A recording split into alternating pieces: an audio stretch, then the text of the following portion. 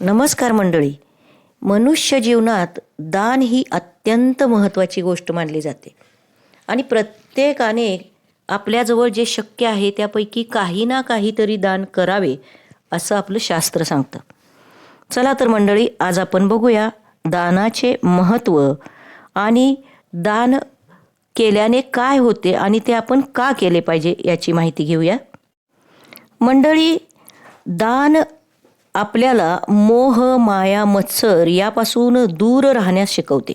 म्हणजेच आपल्या भारतीय संस्कृतीमध्ये दानाला अत्यंत महत्त्व आहे आणि आपली संस्कृती दानी संस्कृती म्हणूनच ओळखली जाते. आपल्याला माहीतच आहे, आपले दानशूर सूर्यपुत्र कर्ण, बळीराजा, महादानवीर राजा हरिश्चंद्र यांनी अगदी स्वप्नात दिलेले दानसुद्धा सत्य मानून प्रत्यक्षात ह्या गोष्टी सत्यात आणल्या. एवढी मोठी आपली ही संस्कृती. मंडळी, दान हे कोणतीही अपेक्षा न बाळगता केलेले असावे. यामध्ये प्रसिद्धीची अपेक्षा तर अजिबातच नसावी. आपण म्हणतो ना, उजव्या हाताने केलेले दान डाव्या हाताला समजले नाही पाहिजे. एवढं हे दानाचं गोपनीयतासुद्धा असली पाहिजे. मंडळी, दानाबाबत एक सुभाषित आहे, शतेषु जायते शूराः सहस्रेषु च पंडितः वक्ता दशसहस्रेषु दाता भवति वा न वा. म्हणजे याचा अर्थ आहे, शूरवीर मनुष्य 100 एखादाच जन्मतो, विद्वान 1000 एखादा मनुष्य जन्मतो, उत्कृष्ट वक्ता 10,000 एखादाच जन्मतो, तर दातृत्वाची संवेदना असणारा दानशूर व्यक्ती म्हणजेच दाता हा क्वचितच मिळतो, म्हणजेच तो दुर्मिळ असतो, असंच ह्या सुभाषितामध्ये सांगितलेलं आहे. मंडळी, दानाला धार्मिक तसेच सामाजिक महत्त्व आहे. म्हणूनच मोठ्या प्रमाणात रक्तदान शिबिरे, भूदान चळवळ ह्या सामाजिक चळवळी आपण बघतो. त्याचप्रमाणे जेव्हा काही आपत्ती ओढवते तेव्हा अन्नदान, वस्त्रदान, मोठे गरजू व्यक्तींना मोठमोठ्या व्यक्ती अनेक प्रकारचे दान करत असतात. मित्रांनो, आपल्या उत्पन्नापैकी किमान 10 ते 25% हिस्सा हा आपण दान केला पाहिजे असे शास्त्राने सांगितलेले आहे.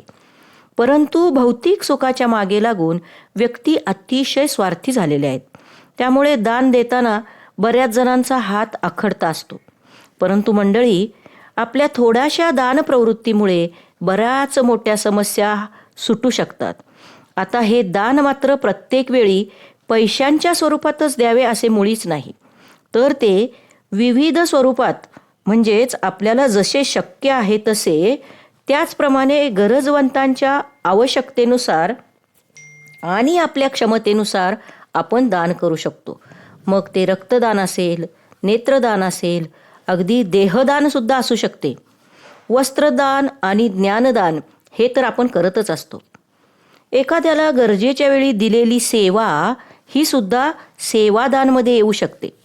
फक्त समाजाचा एक भाग म्हणून पुढाकार घेणे महत्त्वाचे आहे. मंडळी, जे म्हणणे असते, आम्ही कोणाच्या अद्यात मध्यात नसतो, आपण भले आणि आपले घर भले.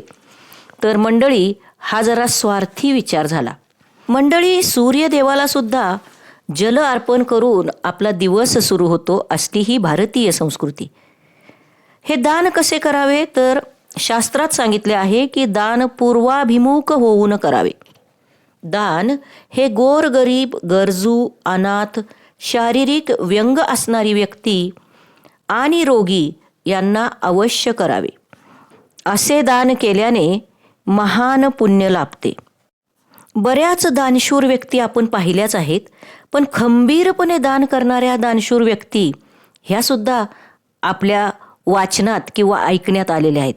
त्या म्हणजे की मृत्यूनंतर स्वतःचे किंवा आपल्या जवळच्या नातेवाईकांचे अवयवसुद्धा गरजूंना दान करणारे दातृत्व असणाऱ्या व्यक्ती आपल्या भारतात आहेत. आपल्यावर दुःखाचा डोंगर आहे तरीसुद्धा हे दुःख सहज पार करून या महान कृत्याचा थोडासुद्धा गाजावाजा न करता ही माणसं एवढं मोठं महत्त्वाचं पुण्यकर्म करतात. खरंच जिवंतपणीच देवत्व लाभलेल्या या व्यक्ती आहेत असेच म्हटले पाहिजे. म्हणूनच म्हणतात, दान स्वीकारणाऱ्याने मिळालेले दान कधीही विसरू नये, तर दान देणाऱ्याने आपण काय दिले हे कधीही लक्षात ठेवू नये, त्याचा गाजावाजा सुद्धा करू नये. मंडळी, दान कोणत्याही स्वरूपाचे असो, पण ते सत्पात्री, निष्काम, स्वार्थरहित असले पाहिजे. जेव्हा कोणत्याही व्यक्तीला, गरजवंताला आपण निष्काम स्वरूपाचे दान करणे हे महत्त्वाचे आहे. दानधर्म केल्यामुळे वैश्विक शक्तीकडून किंवा ईश्वराकडून आपणास अदृश्यपणे शुभाशीर्वाद प्राप्त होतात आणि आपल्या मनोकामना पूर्ण होतात असे म्हणतात. परंतु दान करताना एक दक्षता घेणे सुद्धा गरजेचे आहे. ते म्हणजे ते किंवा उरलेले अन्न दान म्हणून देऊ नये. फाटके कपडे, झाडू, चाकू, कात्री अशा धारदार किंवा तीक्ष्ण वस्तू दान स्वरूपात कधीही इतरांना देऊ नये असे सांगितलेले आहे.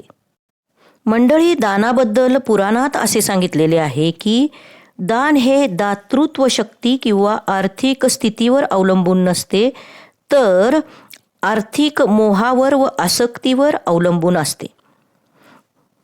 ध्यानं परम कृतयुगे त्रेतायां ज्ञानमुच्यते, द्वापरे यज्ञमेवाहुं दानमेव कलो युगे. याचाच अर्थ कृतयुगात ध्यान, त्रेतायुगात ज्ञान, द्वापार युगात यज्ञ आणि कलियुगात दान ही सर्वश्रेष्ठ साधने आहेत. चला तर मंडळी, आपण सुद्धा आपल्या हातून चांगले सत्पात्री दान करूया. मग हे दान डोळसपणे समाजाकडे बघूया आणि गरजवंताला मदत आणि आवश्यक गोष्टींचे दान नकळत नक्कीच करूया. मित्रांनो, एकमेका सहाय्य करू, अवघे धरू सुपंथ. तर आपण अशाच माहितीसाठी आमच्या रॉयल गुरुजी या चॅनलला नक्की सबस्क्राईब करा. धन्यवाद. हा व्हिडिओ जास्तीत जास्त लोकांना शेअर करा आणि कमेंटसुद्धा करा मित्रांनो. धन्यवाद.